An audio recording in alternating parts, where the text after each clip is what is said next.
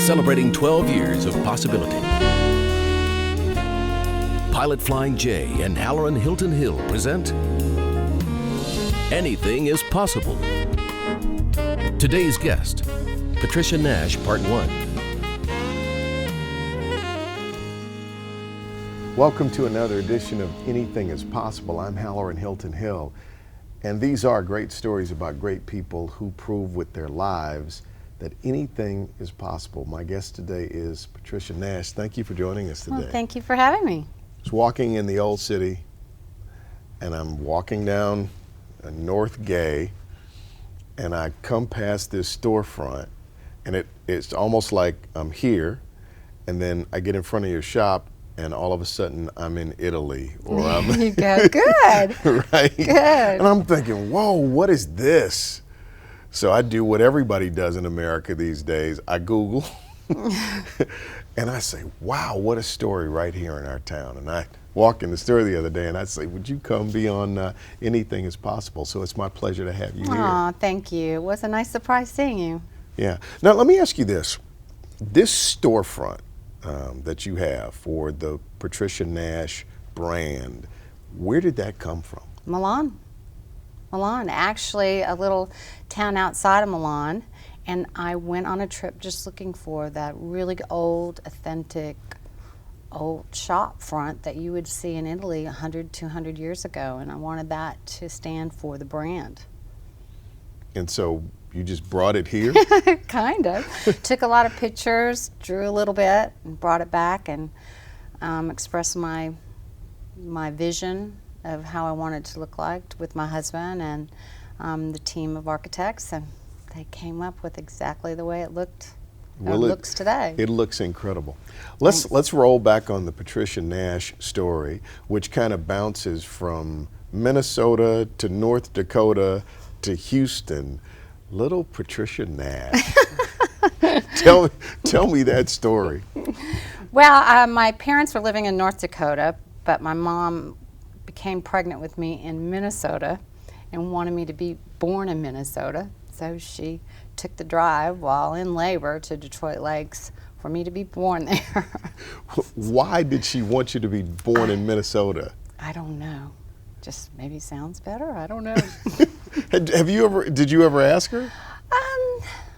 I think I've heard different stories from different people. Some of it just that she just wanted me to be born there. Felt better about it. Wow. All right. So, but we were talking off the set or off camera, and life really began. I mean, the rest of your life kind of happened in Houston, Texas. Correct. What was it like growing up in Houston, Texas? Tell me about your mom, your dad, your brothers and sisters, and life there. Well, going from North Dakota, Enderlin, North Dakota, and let me tell you this story because it's amazing. 1969, we still had a 4-digit phone number in North Dakota, and it was a party line. So everybody could pick up and listen. Yeah, party. Like I mean, the just NSA. like you see on old movies. Right. So we drive down to Texas, and it was so foreign to us. We couldn't understand how people spoke. They couldn't understand how we spoke because we had that, Fargo, North Dakota kind of accent. Right. My brother and I started school. I think I was in the 3rd grade and he was in the 6th, and it was a real adjustment.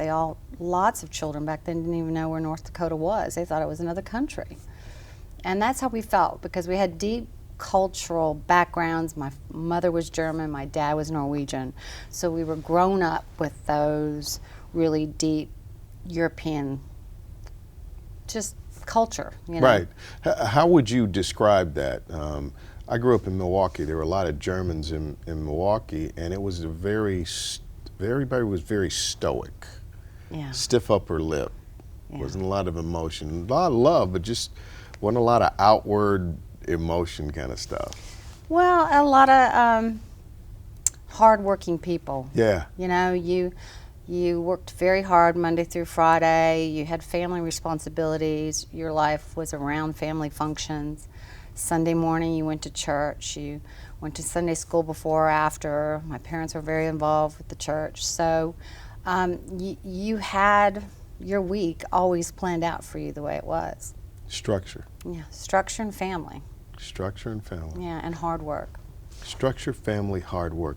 Yeah. The name of this program is Anything is Possible. When we come back, I want to tell you about WOW, because WOW, I believe, connects with everything that I know about you, that I've read about you, and I want to see what you think of it. All right. Patricia Nash is my guest. She's a possibility person, and she is a WOW person, which you will see coming up. Possibility powered by Pilot Flying J, Covenant Health, Home Federal, and the Knoxville News Sentinel. Coming up. And met this amazing man who was vice president of J.C. Penney's. And he took me out to lunch and he said, you don't know what you're doing, do you? Welcome back to Anything is Possible.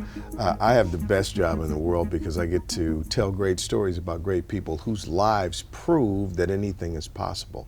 And today we're talking to Patricia Nash. Thank you for joining us on the broadcast. Thank you for having me. This is what I say about WOW.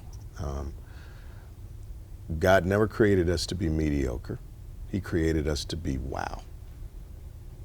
And WOW people move the world, shape the world, and leave it better than they found it. As typified by the acronym WOW. W. WOW people think like winners, and winners believe they're going to win. WOW people, O, turn their obstacles into opportunities, and WOW people do the work. They realize that in order to become great, they've got to do the work. Now, when you were describing kind of the cultural ethic of North Dakota, I'm thinking these are winners. These are people who look at obstacles and say, we got to figure out how to make this work, and we got to work. Does that? Oh, you're so true. You're absolutely true.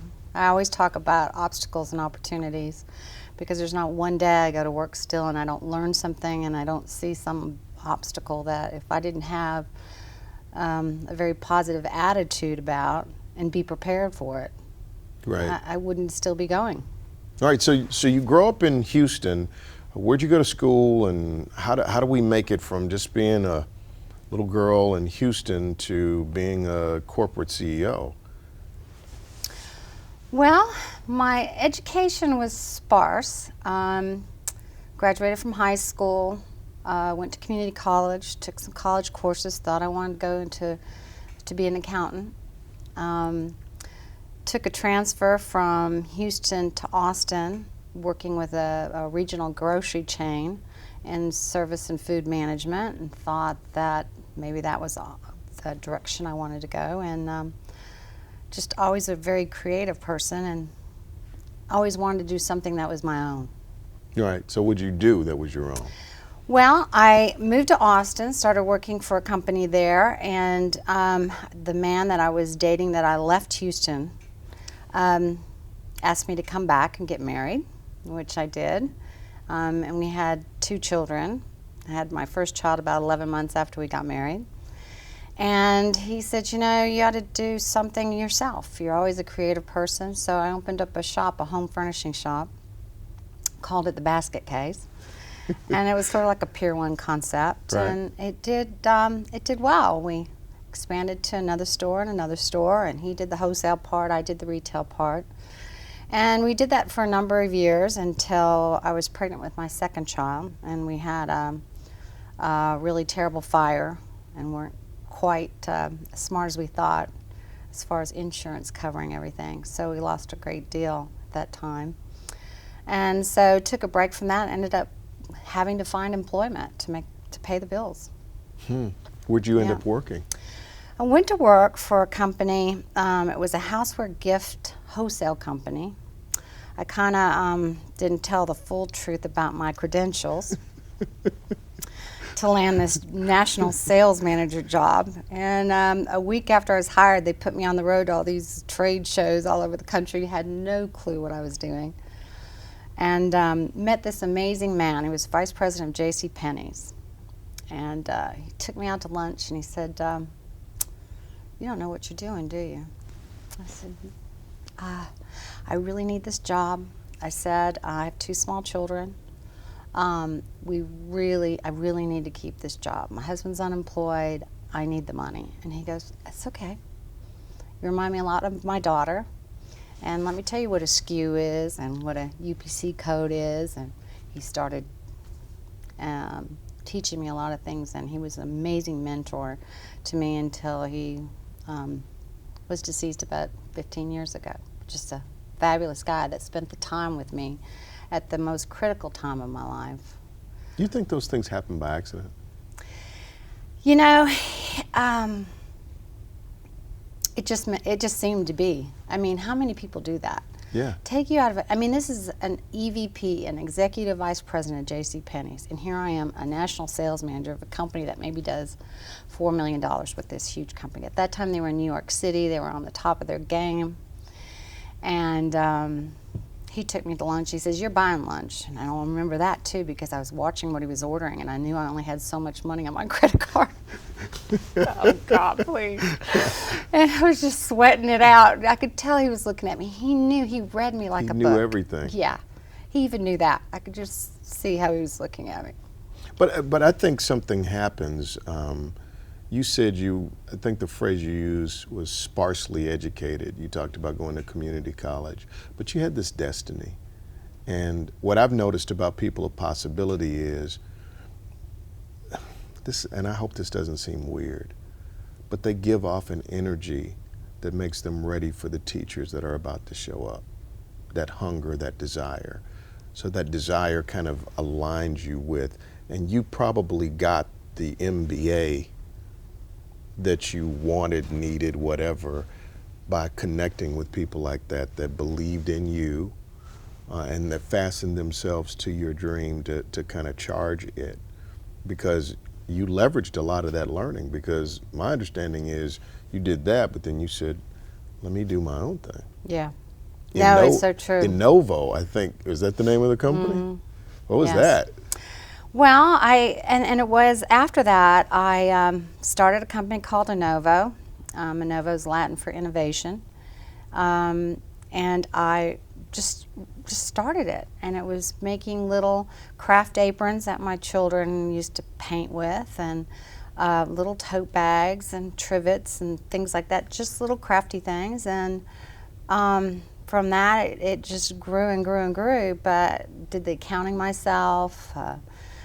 Just self-taught myself through it, and it was actually manufacturing, which was, incredible. Sewing, I knew how to sew, but not that good. So I started a little sewing factory in Houston, Texas. Now this, my understanding though is this, this is what's so great about this work. I run into this all the time, and this is just an affirmation of something for me. Everybody always sits, well, we got a new set now, but they always sit across from me and they go, I just started. I just did it.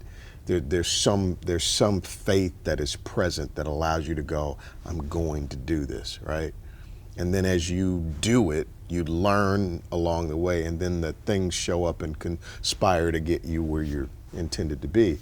But here's the thing, this little, whatever kind of company, this innovative company that you're making that kind of stuff with, I understand it ends up being a publicly traded company. Yeah.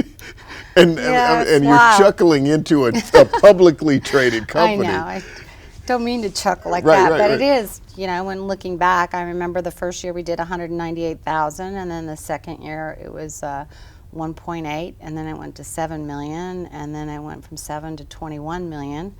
And I had met a lot of different people in New York City at that time, because I had gone into licenses, like I had the license for Ninja Turtle, Jim Henson Muppets, Disney, Warner Brothers, all these different licenses for these different children's products. And they would always introduce you to somebody who would introduce you to someone. And I remember this one guy at a Jim Henson party says, hey, have you ever considered going public? What does that mean?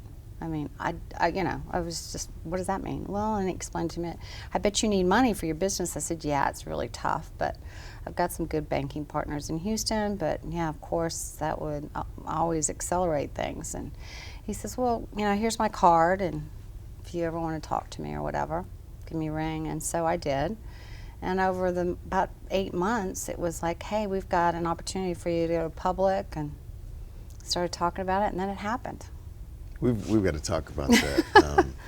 Well, why don't we take a break and we'll come back and we'll talk about taking that journey. But I mean, I wish I had 2 hours for this interview because I see so much in your story and I feel so much in your story, even with what's not said.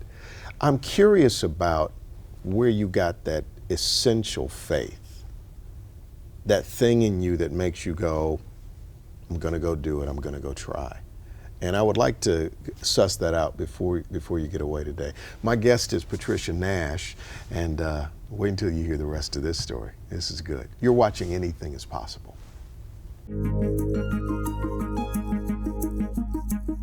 Coming up, That had to be the most challenging part, and the most challenging part was the heaviness on my shoulder of letting anyone down. This week, our Home Federal Bank Community Spotlight is on Hope Resource Center. Did you know that Hope Resource Center provides medical and educational resources to women and men in need of a safe place to address an unplanned pregnancy or sexual health concerns? To learn more and see how you can get involved, visit investinghope.com. I was just telling Patricia, I love this. I really do love this. I just love it. Thank you for being here today. Thank you. I want to get back to the story about going public, but first, can we kind of drill down on what this thing is inside of you that causes you to push and to try? Who gave that to you? Was it one of your parents? Was it both? Where's that come from? I mean, I feel that energy coming off of you. When we were sitting preparing for this interview and when I came by the shop, you have this, let's go, let's get it done, energy about yourself. Well, my parents obviously are the biggest influence in my life. My father was an adventurer. I mean, he had a little plane and flew planes for a while. He had a ski boat. He had, he was the hunter. He was just a guy of many pleasures and would work hard and play hard and just always went for it. Just always went for it. My mother was the hard worker, always supported my father, whatever it took to make the family stay together, be happy, make ends meet, whatever. She took care of it. So I had great role models. I was very lucky to have 2 great role models. So a lot of that comes from both of them. Are they proud of you? Oh, yeah, of course they are. All right, so you take a company public. Now, when you take a company public, you have an initial public offering. You offer up X number of shares. People buy those shares at a certain price, hoping that as the business grows, that stock will appreciate in value, but there's an influx of cash. And typically you'll walk away with a whole bunch of money. So does Patricia Nash just instantly, boom, it's millions. Yeah, but it was a roller coaster, quite the roller coaster. And, we had an acquisition in Tennessee, which is what brought us here. And I call it the fiasco because it was a lot of incorrect accounting and misrepresentations. And after many, many years of legal battles of just trying to get through that, just almost killed us. So. Boom, bust. Yeah. What'd that do for your faith? That had to be the most challenging part, and the most challenging part was the heaviness on my shoulder of letting anyone down. These shareholders, it really made my heart heavy to know that people had invested in my company. A lot of people made lots of money. There were some that made lots of money, some that lost money, some that continued to be invested in it. But that was the heaviest thing, is when whether you made a decision based on someone misrepresenting something to you or not, you still made the decision. So you always feel a strong responsibility to make it right. And that's part of your family ethic too. Yeah. We keep our word. We work hard, that kind of thing. Yeah. So you have to work through that. You've got a family. Enter Mark Echo. Yes. So you got to go back to work now. Well, Once yeah, again, I thought, the company that I had that went public moved to LA. there was some new investors that came in there, a new acquisition there, which was very good for the company. And so I didn't want to get in the way of that. They wanted me to go to LA, but I didn't want to move to LA. You know, I wanted to be with my family. So I made a decision not to go, stepped down and resigned, and got a call from Mark Echo in New York that wanted me to start a brand there for him, and took a contract job with him for about 3 years. Yeah. You know what I'd like to do? I think we're just getting into the beginning of your story, because I think your story is one of family and faith, and I want to make sure we touch that. How about this? I'd like to make this a two-part interview. All right? So what I'd like to do is I'd like to kind of wrap up part one, and then you'll see part two immediately following this, because I think it's such a wonderful story, because we kind of passed through building something that's substantial and then watching it change and watching yourself have to ultimately pull away from that. And I don't know that we did service, you know, enough good service to what that must have been like for you and for your family. So I want to talk about that. Would you sit for part two? Okay. All right. Okay. Coming up next week on Anything Is Possible, you will see part two of my interview with Patricia Nash, and we will dig a little bit deeper, because I think you have an amazing story of possibility. So we'll see you next week. This is Anything Is Possible.